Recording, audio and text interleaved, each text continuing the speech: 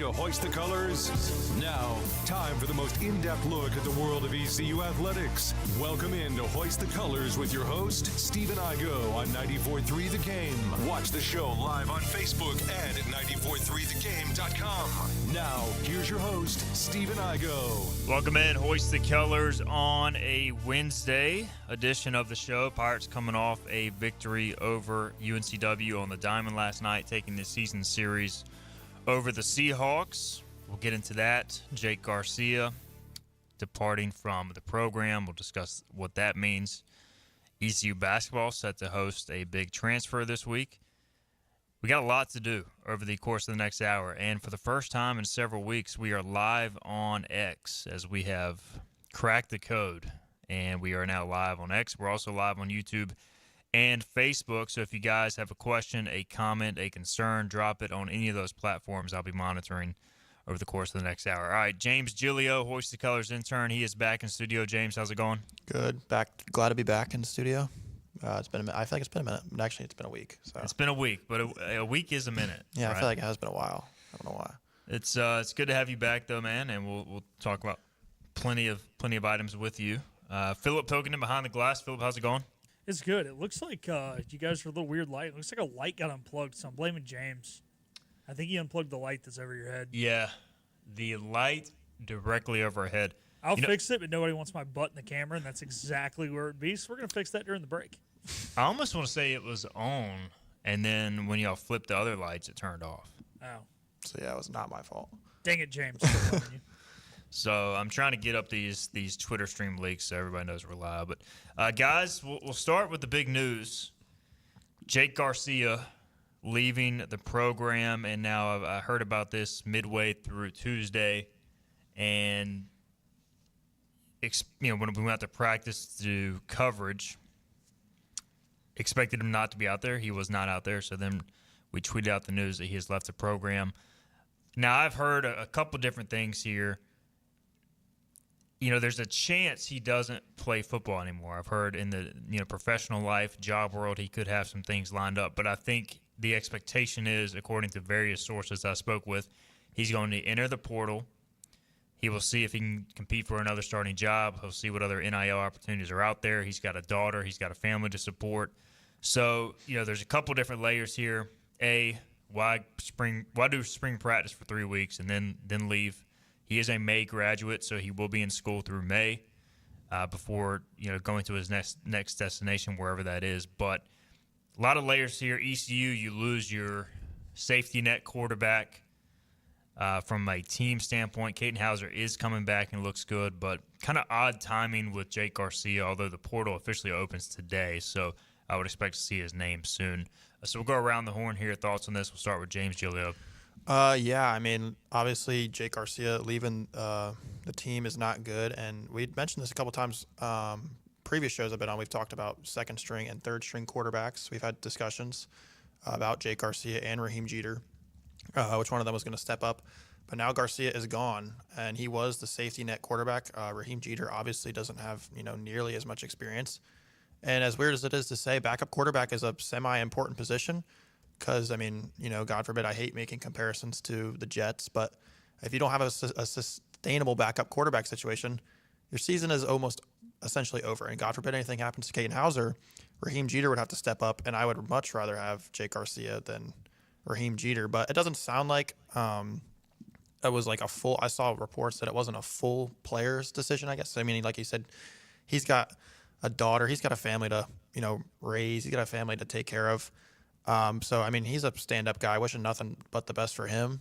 But yeah, definitely ECU needs. It will be interesting to see what they do with the backup quarterback position now. What do you think, Philip, about this move as you heard it yesterday? Yeah, I think it just kind of goes what James says. Like Coach Logan always says, you're only as good as your backup quarterback, and he's the only guy who's a backup in that room who's got legit college reps. So not saying Raheem can't be that guy or Cole Hodge or Chasten Ditta, but, hey, we know what he can do on a college football field live, 11 on 11, and we don't know what those other guys can do. So that just worries you a little bit if something were to happen to Caden. But, look, big opportunity for the next guy in line. They've been competing hard at practice, and we'll see what happens. But obviously, hopefully this conversation becomes irrelevant because you hope that Caton goes out there and stays healthy. All right, let's hear John David Baker, ECU offensive coordinator. Again, we were not able to speak to Blake Carroll on the record yesterday, but we did talk with JDB and asked him just kind of his reaction, his conversations with Jake Garcia leading up to this decision. That's what I think people forget sometimes, is that there's real life things out there, and I won't go too much into it, but like for Jake, he's got other things outside the game of football. He's got a daughter and he's got people that he cares about that he needs to take care of, and so it's not just all a football decision. So he's got to make some decisions and look at some things that are best for him and for his family.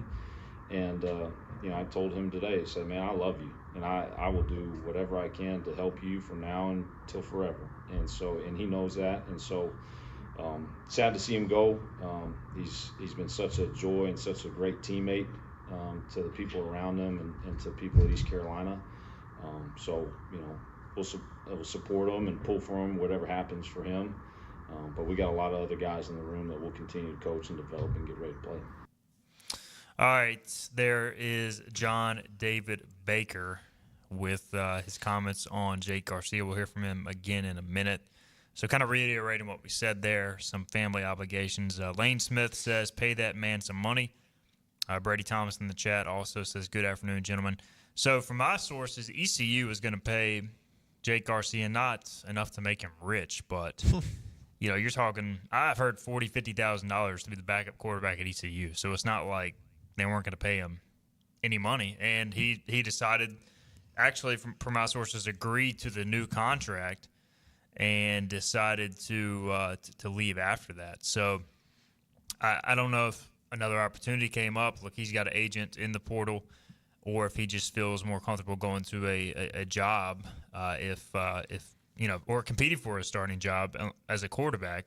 There's just a lot of layers to this. As time goes on, we'll find out more based on Jake Garcia's next move. But a lot of talk about the timing of it. As Kenny Curlin says, surprised that Jake didn't wait until after the spring game. So I don't know. I mean, it does kind of leave ECU in a bad spot over the last 3 weeks. You thought you were going to have Jake as your backup, so he was getting a lot of number one reps, and now other guys, at least will get the next 2 weeks. And, I mean, in a way, James, at least when he was running with the ones, the guys around him that were trying to develop, they got to work with an experienced quarterback. So maybe that's a bright side of it. But maybe you like to try to see other guys get those valuable reps at quarterback. Yeah, and like we mentioned before, I'm very excited to see what Raheem Jeter can now do with Garcia gone. I know he's been the kind of the third string guy, kind of been on the depth chart for a couple of years now. So I'm sure he's gonna take this opportunity and run with it with these second string guys. And he's gonna now be playing a lot more in that spring game. So we'll get a couple more glimpses at him. But overall, I mean, Garcia leaving. It doesn't seem like a Nico situation, obviously, where there's bad blood. Coaches have nothing bad to say about Jake. I know nobody has anything bad to say about Jake. I mean, obviously his play wasn't what ECU coaches wanted at the beginning of the year, but he was a stand-up guy about getting benched, and that's all you can really ask for from him. Yeah, there's a lot of people on social media kind of going after Jake, and he's obviously, he's got a background where he's moved a lot, tried to play at several different institutions dating back to high school. Just my personal relationship with Jake, I think he has matured a lot. I don't think he's kind of this immature guy that people paint him out to be. Like, I don't know if he was that way in high school, but at times he came off that way in that documentary. But I think he has come a long way, and I hope nothing but the best for Jake going forward. But, Philip, we were out there at practice yesterday, man. The other quarterbacks lit it up. Now, the defense struggled. They looked okay in Friday's scrimmage, but on Tuesday's practice, man, Chaston Ditta, Raheem Jeter, Cole Hodge all made significant plays. John David Black, the walk-on, who ironically shares the same first name as John David Baker. But I thought they looked outstanding, so I'll get your take on that in a minute. But let's hear from JDB about those other quarterbacks really having an extra pep in their step at yesterday's practice.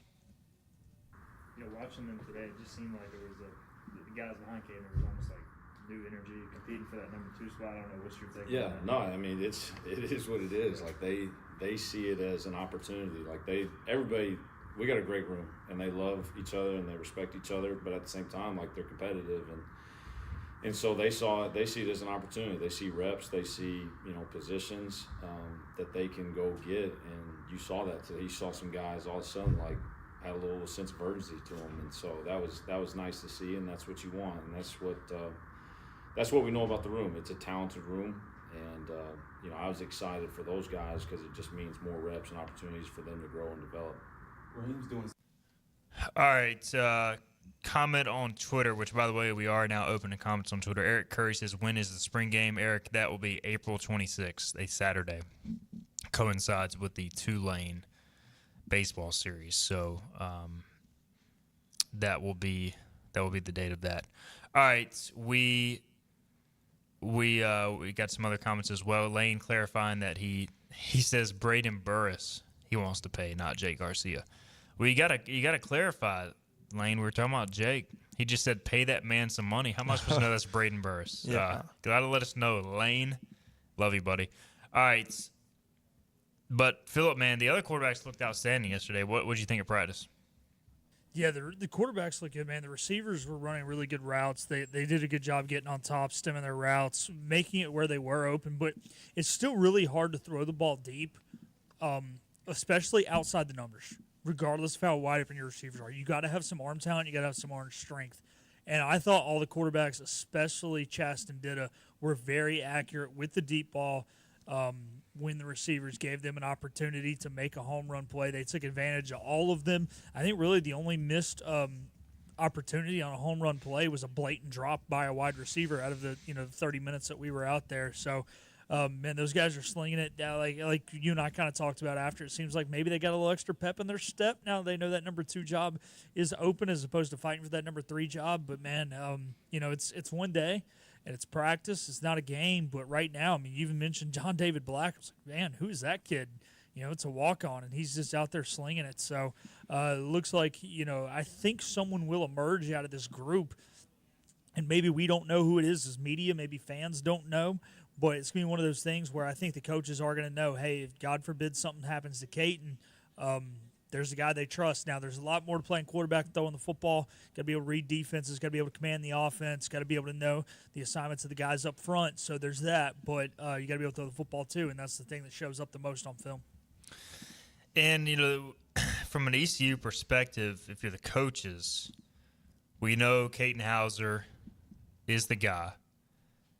And I do wonder, does ECU go into the portal to get another experienced guy behind him, or are you happy right now with?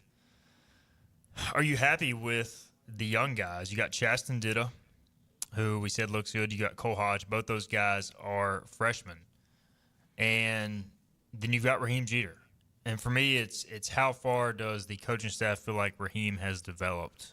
And they're saying all the right things publicly, but internally, do they feel like, all right, if Caton goes down in game 2, can Raheem get us to a bowl game? So I think that's something that the coaching staff has to evaluate, James, because we see glimpses in practice, but I don't think we really know the answer. And maybe they don't fully, but they should at least have an idea of if they feel like they need to go to the portal to get somebody else. Yeah, I mean, honestly, I don't know what quarterbacks are in the portal right now. Like I guess lesser tier quarterbacks, I should say, that would come in and play backup quarterback at East Carolina University.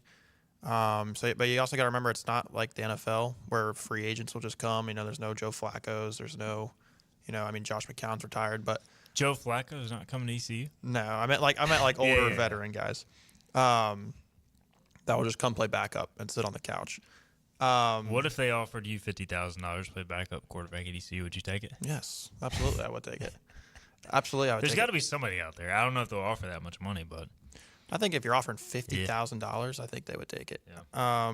But yeah, no, like I was saying, I think Raheem Jeter, he's been in the system a couple years, and I think he could be ready to play it. It'll be very intriguing to see what he does in the spring game, because he'll be leading one of those teams, purple or gold. So I'm very intrigued to see how he'll play, and I think it'll be very telling for the future, that spring game. Yeah, that's a good point, because that'll be an extended look, even if they're running base stuff. Yeah. I mean, we should be able to tell based on the eye test, all right, is Raheem to the point now where he can go in and win a game. I mean, I think he's made as many strides as anybody offensively from the day he stepped on campus to now. But he's had to come a long way because at first he was not ready to play at this level. And I think he is capable now. It's just a matter of at what level, Phillip. So I don't know. I go back and forth on it. I don't think you want to waste a bunch of funds on a backup quarterback. But at the same time, as James pointed to earlier, like you got to have an insurance policy you feel good in. You do. But again, you know, is there anybody who wants to? Chris, our intern, kind of took it upon himself to look at who all's in the portal. There are some guys. There are some names of guys who have played college football and not just been on rosters. Who's the kid from Vandy that you mentioned? Mike Wright out of Vandy, who, you know, played some SEC ball, right? So there's guys there. But then also Chris made a good point too. You know, do you want to throw money at a guy? And who knows if it's going to work out where, you know, maybe if there's a guy who's a corner, a D tackle, the positions you know you need starters at in the portal, would you rather go there? So, and this roster management's so tough, and that's why there's a GM nowadays because that's what it is, man. It's not just recruit guys and have them here for 4 or 5 years. All right, let's get a break in. We'll come back. ECU baseball wins. Lane Smith wants to pay Braden Burris, not Jake Garcia. We'll tell you why on the other side. We also have some basketball recruiting news we'll get to later in the show as well. Pirates set to host a big visitor later this week. This is Hoist the Colors on a Wednesday. The team of Flatlands Jessup is working overtime to help ensure that Eastern North Carolinians like you get the health insurance help you need this open enrollment period. New legislation passed meaning more people than ever qualify for affordable coverage. Let us help you today. Are you ready to tackle those yard and garden projects? Come by East Carolina Tractor and Fleet, your local Coyote dealer, and check out their great selection of residential and commercial Coyote tractors. From zero-turn mowers to compact tractors to skid-steer loaders, they've got you covered. Some with 0% financing for qualified buyers. Stop by your hometown Coyote dealer, East Carolina Tractor and Fleet, across from the Pitt County Fairgrounds or online at ectfleet.com. East Carolina Tractor and Fleet. We dig dirt. Big tax credits are back. Get a 30% tax credit, up to $2,000 off your new Mitsubishi electric heat pump install. Let Comfort Master help you take advantage of the tax credits with a qualifying Mitsubishi electric ducted heat pump or non-ducted Mitsubishi electric mini splits. Mitsubishi electric mini splits are ideal for bonus rooms, garages, or sunrooms. If you need a new HVAC unit, call Comfort Master today. Call Comfort Master. Call Comfort Master. The best burgers around. Everyone loves a thick, juicy, and fresh burger. Tiebreakers in Greenville, plus the all-new Tiebreakers in Winterville. Do real burgers better than anybody. So don't just go to any burger-themed restaurant chain. It's time to break the chain and eat local. Tiebreakers, real burgers at its best. Everybody loves burgers. You know what the problem is with standard belts? Usually you have to choose between too tight or the opposite, too loose. But with Anson Belt and Buckle, you don't have to choose. We got rid of the holes and instead have a track system designed for micro-adjustability. That way you can enjoy a perfect fit every time. Anson Belt and Buckle. Find your perfect fit today.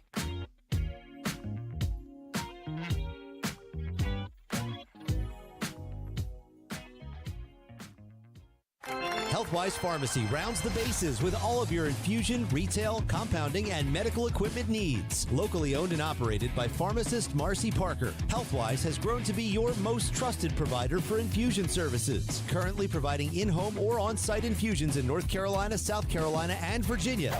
Visit Healthwise Pharmacy at 615B South Memorial Drive or call 252-295-0059 to speak to a patient service representative to find the option that best suits your needs. Tired of the 1-800 numbers advertising Medicare products? Flatlands Jessup has 6 offices all throughout Eastern North Carolina. You get face-to-face help from our local award-winning licensed team. Stop by today. Flatlands Jessup, your whole world covered. Welcome back to Hoist the Colors on 94.3 The Game. Gentlemen, hoist the colors. We got a new bed coming back from break. So that was exciting. Hoist the Colors here on a Wednesday. Sounded really overmodulated at the beginning. I'm sorry. I did not realize that it was going to be that hot. I had it way too hot, and it made it sound really bad. I'm so used to our regular ins and outs beds that I didn't even recognize it. So we're back. Hoist the colors. All right. Ryan Benner says, is Caton Hauser here next year? We'll get into ECU baseball in a second. James Giglio, Philip Pilkington, intern Chris hanging out on this Wednesday edition. Ryan Benner says, is Caton Hauser here next year? That could decide if a decent quarterback option comes. 2026 he's talking about, not this coming season.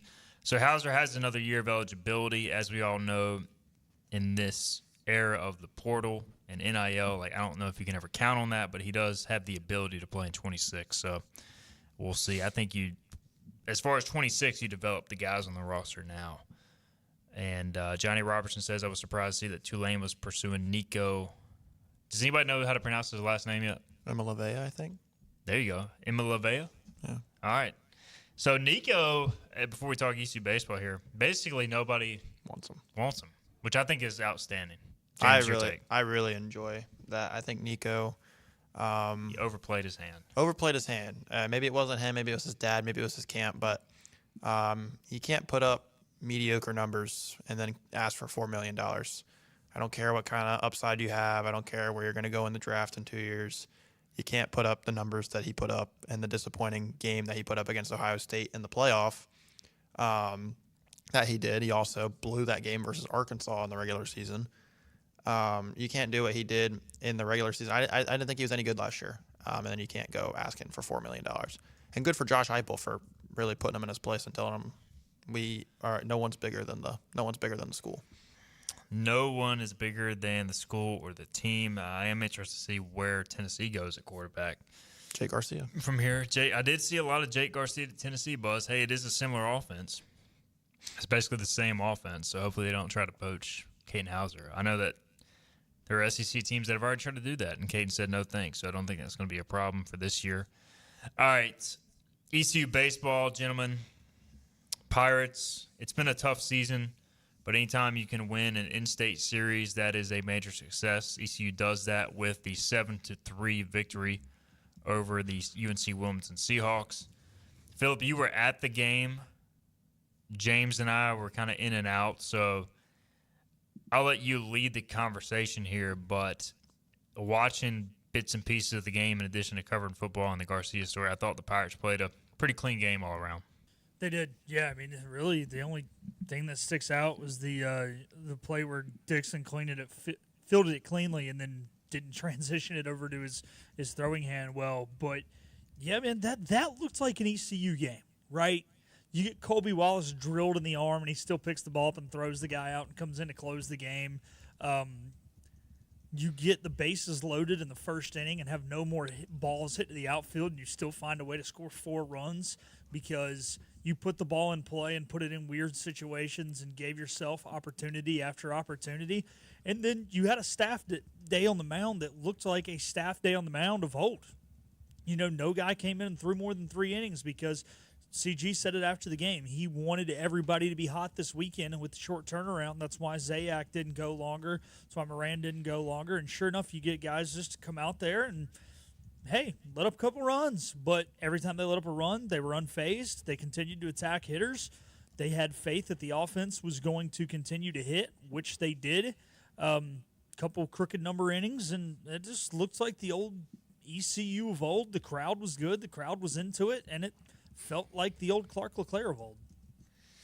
Cliff Godwin said after the game, if the Pirates are going to make a run, they've got to stay connected. And that obviously means chemistry across the team. But more so than anything, I think he was saying, offensively, it just feels like this team is so hit or miss right now. And to be honest, they don't have the horses on offense to kind of, we've seen Colby Wallace and Dixon Williams carry this team for a little bit, but I don't think we can count on just 2 guys to carry this lineup from night to night. So really, James, it's got to be more like last night. Yes, Braden Burst went 4 for 4, but you look up and down the lineup, 7 of the 9 guys who started had hits or reached base. So I think that's more what he's talking about, complimentary baseball offensively.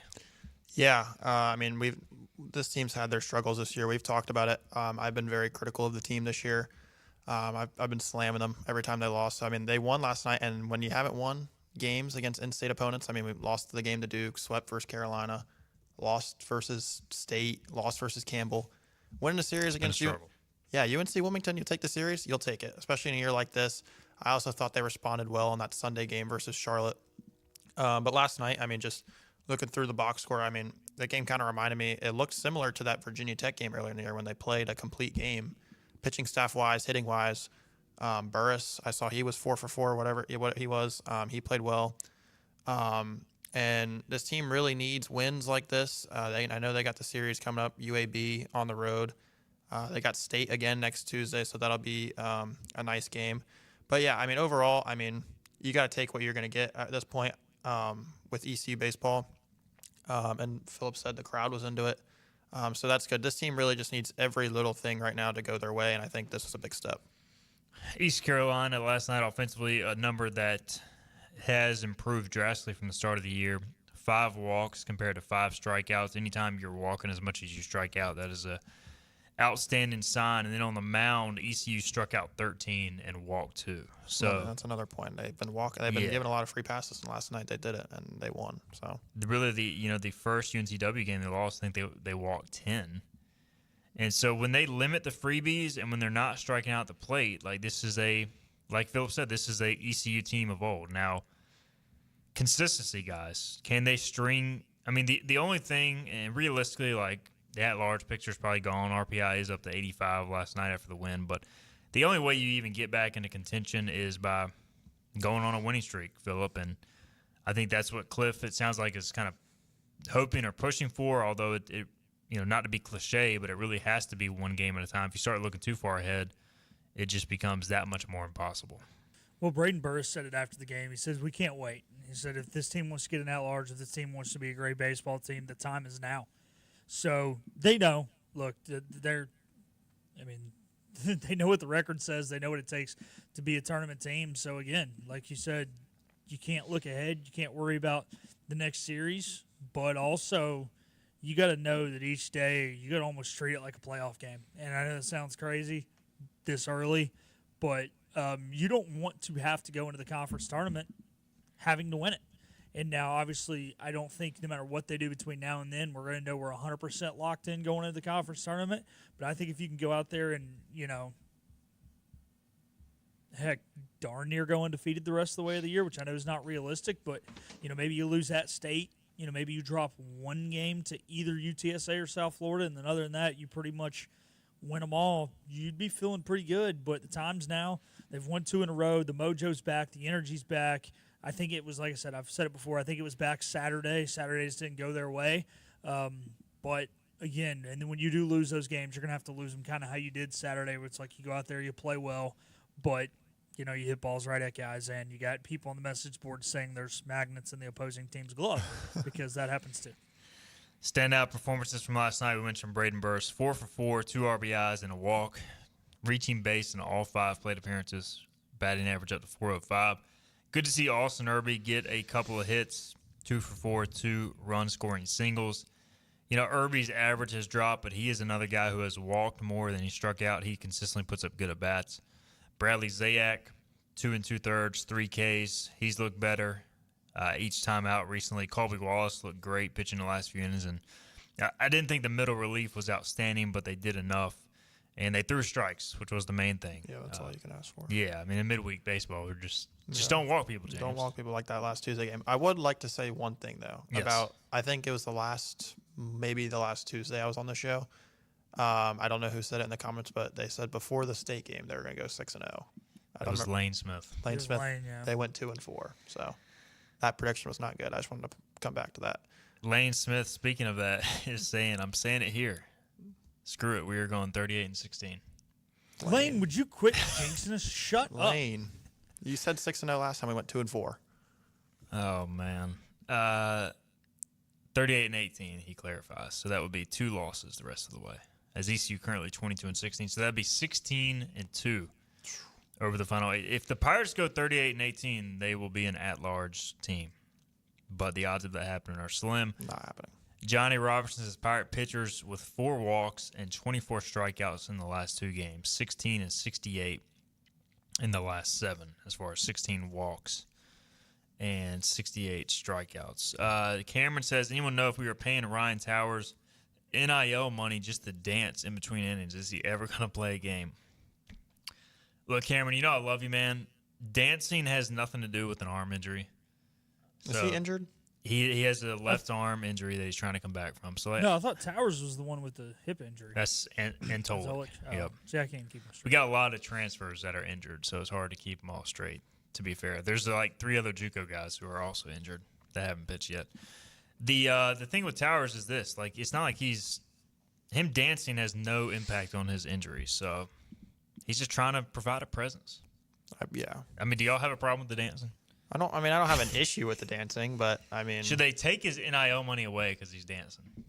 No. There's no issue with the dancing. I mean, when was he dancing the last time?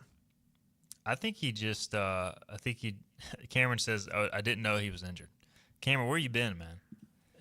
Jake Hunter just passed the torch. Jake Hunter was a great dancer, but Towers is a better dancer, and Jake Hunter is rightfully passed the torch to a better dancer. Is Towers a better dancer, though? Yeah. He's got more rhythm than Jake Hunter. Neither are good, but I guess you could clarify them as better. All right, here we go. Hoist the colors. We're going to have a dance-off. We got to get Ryan Towers and Jake Hunter in here to have a dance-off. That's fine. Sorry to all the people listening on radio. You're not going to get to see it, but we'll crop the video and make sure it gets put out on Twitter and everything else. Yeah, Towers, NIL money, he, like most of the transfers, nobody's really getting paid money. I mean, if they're getting NIL through ECU, the 23 club, from my understanding, it's more to cover expenses to basically be on full scholarship. So nobody on ECU's roster is making like tens of thousands of dollars. So that's how I would say it. Brian Wallace says, everything bothers me when we lose. When we win, it's fine. That sums it up well. That's just sports. Yeah. So before we take a break, I said ECU, like for me, the at-large thing is kind of done. You know, if they're gonna run, we'll talk about it down the line. But like for me, you're not out of the conference championship race yet. You've got at UAB, Tulane, at Wichita. If you go 7-2 over the next 9 conference games, right now you're 3 games behind UTSA. You'd probably be around that same realm. To me, I just want to see ECU put itself in a position when UTSA comes to town, if they're within 2 or 3 games, and have a shot to make a statement at home. That would be that's what I'm hoping for this team. And if at-large potential comes with that, then great. But I just want that series to mean something on May 9th. What do you think, James? Yeah, I mean, wishful thinking. Yeah, you just gotta have wishful thinking, like you said. But that also requires them to go. What you said, 7-2. Yeah, 7-2 over those 9 conference games. That's a big ask, Yeah. I think. I mean, I'm not expecting that, but you do need some meaningful baseball at home. Those conference tournament games are, what are they, in Florida? Yep, Clearwater, Florida. Yeah, the UTSA series will probably be the biggest home series of the year, and that's kind of weird to say because UTSA is not a very 26th in RPI attractive opponent usually. Not an attractive name, but going 7-2, that doesn't include midweeks, does it? No, UAB, Tulane, at Wichita. Who do they have midweek left? State, Elon? They've got State, at Elon, and Campbell. So you only have 3 midweek games left. All in-state opponents. Yep. Yeah, I mean. Crazier things have happened, but we'll see. What do you think, Philip? Can the Pirates make that UTSA series interesting? Yeah. They got the right teams on the schedule. Look, you've had your sweep. You got swept by FAU. So I understand 2 of these next 3 are on the road, and this is kind of, I think, one of the ones that we thought coming into the season might be around the time they have their time they get swept, just because that's how college baseball is. But you've had it. So, UAB's decent, but it seems like they've been a better midweek team than they have weekend team. Wichita looked good this past weekend, but they got swept this past weekend by UTSA, right? I think. Yes, Wichita did. They got smacked. So, they're not very good. You're getting Tulane at home. There's going to be a lot of energy because you're going to have the spring game going on. Yeah, 7-2 is 100% realistic between now and then in conference games. My answer was no, by the way. They're not going 7-2. So, James, a non-believer. All right, Cameron, I'm going to need you to quit spreading false info. He says, even if we do go on a win streak, John Gilbert is no longer on the committee to help us. Cameron, he is still on the committee. It is a multi-year, as far as I know, unless something's changed. He is on the 2025 committee, just like he was last year. It's a multi-year commitment. Bubba Cunningham situation. Yep. So if the Pirates are within striking distance, they're getting in the tournament. And Cameron, as much as you watch this show, I guess you just never listen to us. Maybe he just has us up and he comments and doesn't listen. Because I feel like we talk about a lot of this stuff, Philip, and he's not. I feel like we do. I feel like we talk about it, but also like how many times do we like crap? Did we say that on the show? Right. Between we just breaks? ran in between breaks. Yeah. All right, Cameron's got a question. We'll address that on the other side. We got to get a break in. We'll talk that, and we'll see if he actually listens this time. We also got some ECU basketball news to discuss as well. This is Hoist the Colors. Hey, it's Jim Wells again with Wells Roofing and Gutters here in the beautiful community of Lindale, Bedford. At Wells Roofing and Gutters, we believe in quality first, and that's why we use CertainTeed shingles, which are manufactured in Oxford, North Carolina, a local company. In the event you ever do have a claim or a problem with your roof system, they're local and they come and take care of us in a timely manner. We could leave off some accessories and we could certainly save money, but we believe at Wells Roofing and Gutters in installing the correct way per manufacturer requirements, and we warranty your roof both in-house and also with our supplier, who is CertainTeed. For a job Wells done, no shortcuts taken, and a good quality job on your home, give us a call today, 252-227-8403. We also offer financing, 12 months, no interest, no payments. This is about you, your family, and the health of all who live in Eastern North Carolina. This is about the transformation of a health system into something more powerful and more human. About creating new ways to treat disease and keep you well. This is about ECU Health, which is to say, it's really all about you. ECU Health. Minds, hearts, purpose. You have a choice when you invest in insurance, and when you choose First State Insurance Advisors, you're working with people you can trust. Clark Stallings has deep ties in the community. His team, including Keaton Smith, Regina Asby, Phil Leva, Max Joyner Jr., Max Joyner III, and Ginger Smith, provides knowledgeable and professional advice. First State Insurance Advisors is an independent insurance agency. They offer all types of personal insurance as well as various types for business. Call or email First State Insurance Advisors today. We want to be your trusted choice agency.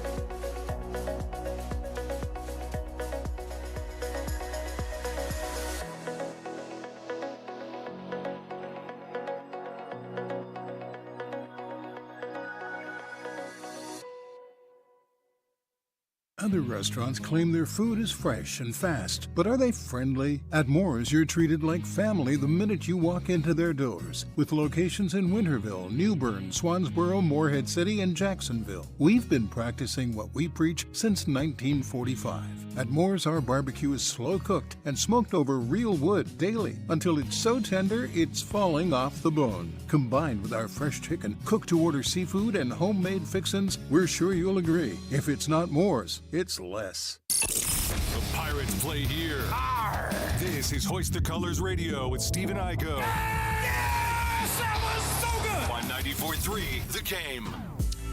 Welcome back in, Hoist the Colors, on a Wednesday, April 16th edition of the show. We got James Gilio hanging out in studio, Hoist the Colors intern. We also have Philip Hooken and producer and intern Chris hanging out behind the scenes as well, giving us a scoop. We were just talking about Nico. What's his name, James? Imalavea. I think that's how you say it. I just He rolled could be off. getting it wrong, but we're just going to roll with it. Jonathan comments, has ECU staff reached out to Nico? I'm going to say no.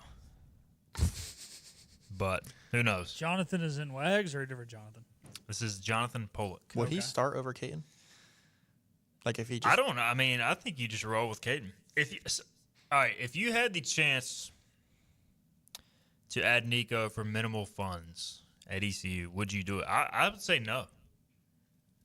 I can't say I would say no. I mean, he's supposed to. I mean, he just played SEC. I mean, I know he wasn't great last year, but he was playing in the SEC. I feel like he would light up the American. But would the dynamic of bringing him in with Caton mess up the locker room? I think it would. That's another point of it. I don't think it would gel well with the locker room because everybody likes Caton Hauser. I mean, he's like won that bowl game. Yeah. Greenville hero. I'm rolling with Caton. Caton's my guy. I don't want Nico in my locker room. What about you, Philip? I'm going to say no on that. Oh, Chris. Intern Chris had a Nico's just a switch. locker room cancer. You can't have a guy with that big of an ego in your locker room. It's just not going to mesh well. So intern Chris is out on Nico. I agree with that. I would say locker room purposes, no, but just pound for pound, like if you just want to win, I feel like quarterback. I'm not. That's no diss to Caton Hauser. I'm just saying Nico's supposed to be like the first pick in the draft in 2 years. So I mean, if you're an NFL, if you're a evaluator, you would say Nico definitely has the higher upside talent wise. Yeah. So like from a pure talent standpoint, I get it. But give me Caton Hauser. Thumbs down to Nico. Thumbs up to Caton Hauser. Oh, I'm Caton all the way. I'm with Chris. Sorry, I'd already handed the mic to Chris. Yeah. He had been studying this whole Nico thing. It was like, I want to talk about the Nico thing, so I handed it to him, and then you said Philip, and I had already given the mic. My bad. Intern Chris, if he's still able to talk, I just want to ask him, where does he think Nico ultimately ends up? Sacramento State.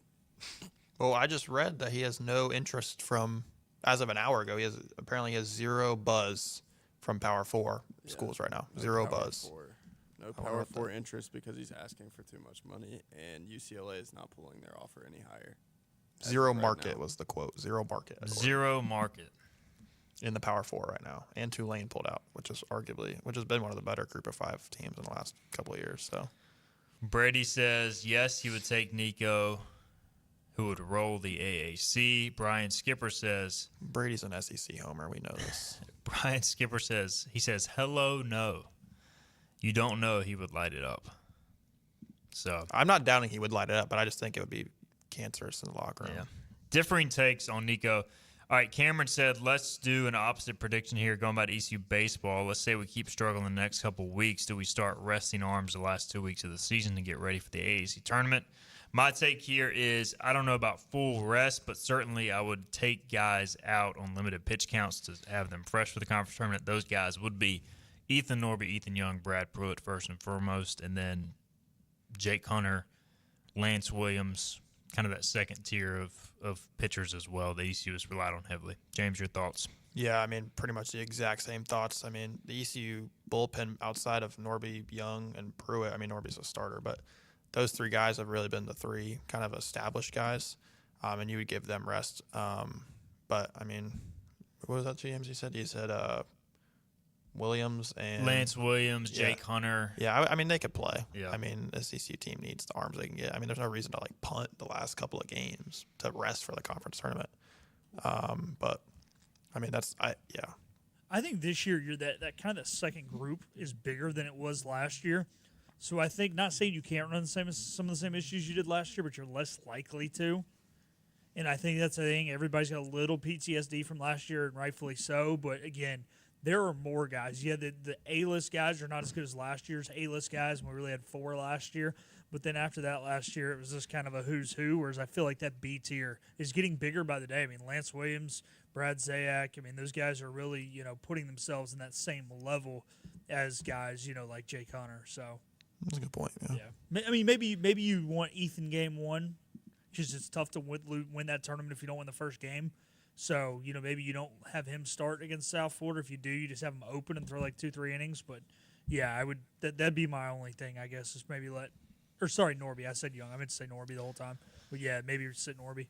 Yeah, because the first game of the tournament in the past has been on Tuesday. The season ends Saturday, Thursday through Saturday series. Now, I've emailed Chuck Sullivan with the American to try to get the official dates of the tournament because I heard there may be some date changes. Have yet to hear back. So, but I agree. Like, if you're not going to win the conference title, then you try and save pitching for that Tuesday because historically the teams that win Tuesday and Thursday and stay in the winner's bracket make the championship game. It's just hard to win twice Saturday.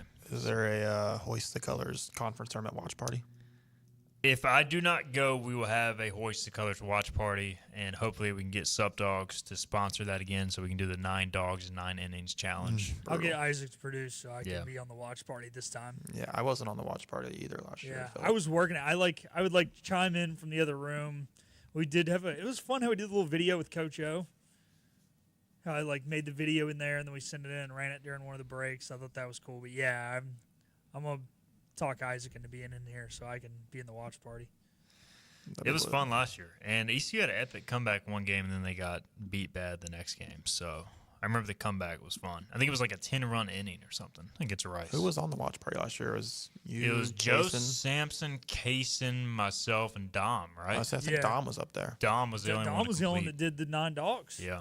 Even Joe couldn't, and Dom, to nobody's surprise, who's ever seen Dom eat, did 9 hot dogs, no problem. Well, it was not 9. It wasn't the actual 9 inning. There's no beer drinking. There was no beer. Yeah. No beer. It was during regular working hours. I think maybe if it was a 10:30 start like our conference baseball tournaments, maybe we could have finessed that one. All right, I'll tell you what, let's go ahead and get our final break in so we have time to talk about the ECU basketball recruit visiting. We'll also touch on the NBA playoffs. Playing games are underway. We have a few winners from that we'll touch on after these messages, which is Philip's favorite way to send it a break. Hi, I'm D.R. Alligood. And I'm his daughter, Jessica. For 11 years, we have built quality driveways and parking lots for both your residential and commercial needs. We also offer free on-site quotes to have your custom driveways built the way you want. 252-946-1227.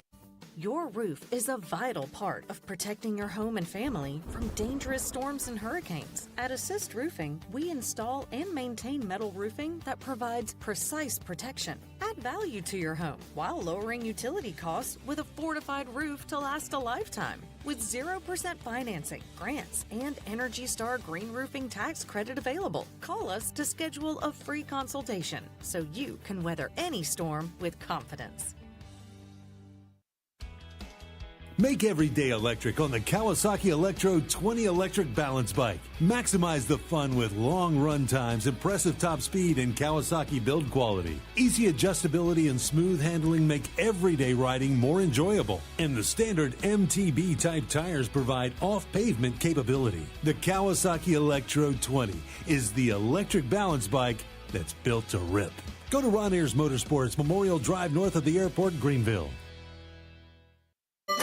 Your confidence makes everything look good. You see the world in vivid color, not black and white. Swing through your neighborhood Fantastic Sam's cut in color. And let our experienced stylists take you from everyday to extraordinary. Fantastic Sam's hair salons are locally owned and operated. Our full-service salons are conveniently located in Goldsboro, Kinston, Greenville, New Bern, Jacksonville, and Calabash. Stop in today at Fantastic Sam's, where the possibilities are endless. If you are interested in living longer and living stronger, Eastern Physical and Lifestyle Medicine is accepting new patients for a limited time. Finding a caring physician can be a challenge. Dr. Billy Smith is board certified in physical medicine and lifestyle medicine and has been practicing in the area for many years. Call for an appointment now to Eastern Physical and Lifestyle Medicine, 252-364-1108 in Greenville. That number again is 252-364-1108. Looking for a great deal on a new Nissan? At Greenville Nissan, we've got a great selection of new Nissans for under $30,000. The stylish Nissan Sentra, offering top-notch fuel economy. The Nissan Altima, known for its comfort and technology. The Nissan Kicks, the perfect combination with its compact design and performance. The Nissan Versa, delivering incredible value without compromising on features. And don't forget the Nissan Rogue, an award winner for 10 years in a row. Drive it home just for $22 down and $349 a month. Visit GreenvilleNissan.com today. Greenville Nissan, where we drive to serve. Hi, I'm D.R. Alligood. And I'm his daughter, Jessica. For 11 years, we have built quality driveways and parking lots for both your residential and commercial needs. We also offer free on-site quotes to have your custom driveways built the way you want. 252-946-1227. Back to Hoist the Colors with Steve and I go. How good is this on 94.3 The Game? All right, welcome back in. Final segment here, Hoist the Colors. It's been a fun show. James Giglio is hanging out. We also have Philip Pilkin behind the glass, scheduled to make her debut appearance tomorrow on the show is Peyton Brady, fellow Hoist the Colors intern. Really? So we'll see how that goes. she's got some play-by-play experience in James, the high we'll school. see how that goes. Man, James is setting the shots bar low. fired early. Wait, me? Yeah. I didn't say that. You just said it, Igo. Oh, I said that? You said that. You just said we're going to see. Should we make our debut on the show tomorrow? We'll see how that goes. Oh, that's my bad. I didn't say that. I mean, I think it's going to go good because she's used to being behind the mic. She called games in the high school level. She's got more experience than all of us. She's very intelligent. Yeah, she is. She is. She's really good. So we get Chris on the show. Chris Gibson. Yeah. Yeah, I'm waiting for him to make his debut. He's got a full-time job at the Stop Shop though. At the shop. So he's got a lot of things going on. So he's working with the other Igos. He is working with my brother. So if you want to see my brother and Hoist the Colors intern Chris Gibson, head on to the Stop Shop. All right. I need to confirm with Peyton that she's good for tomorrow, but that's the plan. ECU basketball, guys. Been a pretty quiet start.